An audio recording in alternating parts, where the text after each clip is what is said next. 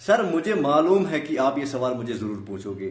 मैं ये बता देना चाहता हूँ कि कश्मीर का मुसलमान आज से पहले भी अपने मुल्क हिंदुस्तान के लिए वफादार था और आज के बाद भी अपने मुल्क हिंदुस्तान के लिए वफादार रहेगा।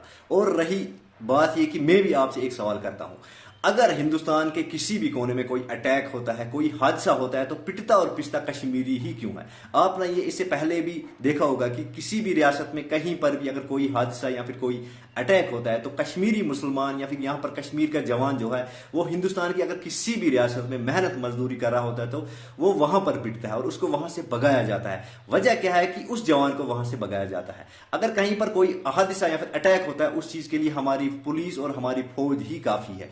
एक आम इंसान को ये हक नहीं है कि वो किसी को मारे, किसी को पीटे और किसी को अपने एरिया से भगाए। ये उसका हक नहीं है। तो यहां पर एज ए कश्मीरी मुस्लिम मैं आपको बताना चाहता हूं कि मैं अपने मुल्क के साथ पहले भी वफादार था और इसके बाद भी मैं अपने मुल्क हिंदुस्तान के साथ वफादार ही रहूंगा।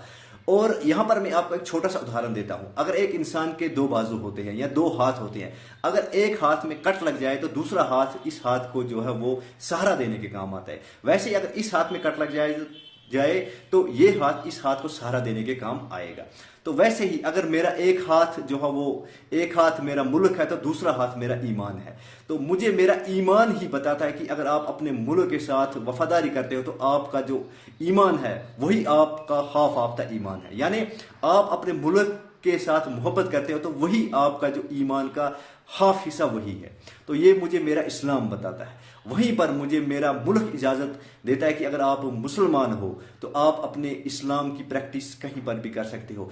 जैसे आपको इस्लाम ने बताया है वैसे ही आप अपने इस्लाम की प्रैक्टिस कहीं पर भी कर सकते हो। ये मुझे अपने मुल्क का आईन बताता है। तो यहां पर अगर मुझे मेरा इस्लाम ही बताता है कि आप अगर अपने मुल्क से मोहब्बत करते हो यही आपका हाफ ऑफ द ईमान है, तो मैं कौन होता हूं? ये तो मुझे मेरा इस्लाम ही बोलता है, तो मैं कौन होता हूं? तो मेरा इस्लाम अगर इतना बोलता है तो फिर आपको यकीन क्यों नहीं आता कि मैं अपने मुल्क से कितना जो है वो प्यार करता हूं। तो यहां पर एक बात आपको भी जो है वो आगे स्टेप लेना होगा। अगर एक कश्मीरी जो है, अगर आप कश्मीर से प्यार करते हो तो फिर आपको कश्मीरी भी अपनाना होगा।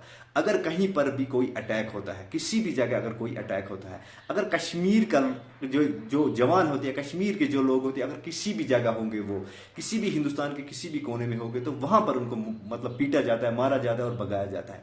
वजह क्या है कि आम लोग जो है वो उनको पीटते और भगाते हैं। तो उनके हाथ में कौन सा कानून होता है? अगर कहीं पर कोई हादसा होता है, कोई अटैक होता है, तो उसके लिए हमारी पुलिस और हमारी फौज ही काफी है। वो जानेंगे, वो उसके ऊपर पूरी कार्रवाई करेंगे। तो आम इंसान को ये हक थोड़ी है कि वो किसी को पीट कर अपने एरिया से भगा दे।